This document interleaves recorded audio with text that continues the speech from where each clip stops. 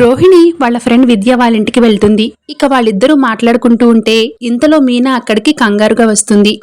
ఏమైంది మీనా, ఎందుకంత కంగారుగా ఉన్నావు అని రోహిణి అడిగేసరికి, ఎవడో నన్ను చాలా దూరం నుంచి ఫాలో అవుతున్నాడు.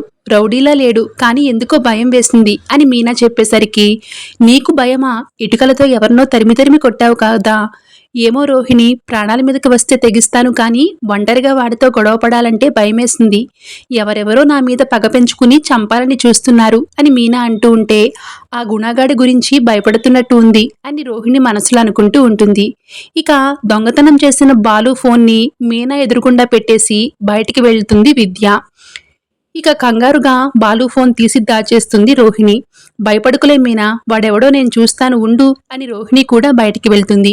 ఇక విద్యా రోహిణి ఇద్దరు లోపలికి వచ్చి, ఎవరూ లేరు మీనా, వెళ్ళిపోయి ఉంటారు, ఉండుంటే పోలీసులకు పట్టించేదాన్ని అని విద్య చెప్పేసరికి, రోహిణి, నన్నొకడు ఫాలో అవుతున్నాడని ఇంట్లో ఎవ్వరికీ చెప్పకు, మావయ్య గారు కంగారు పడతారు, అత్తయ్య గారు అసలు బయటికే వెళ్ళొద్దని ఈ వంకతో ఆపేస్తారు అని మీనా అనేసరికి, మనలాంటి వాళ్లకు ఇలాంటి వెధవలు కామన్గానే ఎదురుపడుతూ ఉంటారు, చెప్పు చూపించి వెళ్ళిపోతూనే ఉండాలి అని రోహిణి మీనాకి ధైర్యం చెప్తుంది.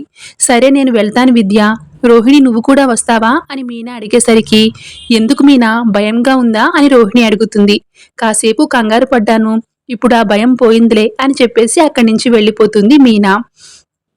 ఎంత ధైర్యం ఉన్నా మీనా కూడా ఒక ఆడపిల్లే కదా, మగవాడు వెంటపడేటప్పటికి అంతలా కంగారు పడింది అని విద్య అనేసరికి, అది కాదే, నీకేమైనా మెంటలా, ఎవ్వరికి కనపడకుండా బాలు ఫోన్ దాచిపెట్టమంటే సరిగ్గా మీనాకు కనపడేలా పెట్టావేంటి, తిరుగుతున్నావు, ఎదురుగా పెట్టావు అని విద్యాని తిడుతూ ఉంటుంది. ఓ అవును కదా, సడన్ గా మీనాని చూసి కంగారు పడి ఫోన్ సంగతి మర్చిపోయాను రోహిణి అని అంటూ ఉంటే, ఇక బాలు ఫోన్ విద్యకిచ్చి, నిజంగానే చెప్తున్నాను, ఈ ఫోన్ తీసుకెళ్ళి వెళ్ళి ఏ చెరువులోనే పాడే, తర్వాతే మిగతా పనులు చూసుకో అని అక్కడి నుంచి వెళ్ళిపోతుంది రోహిణి.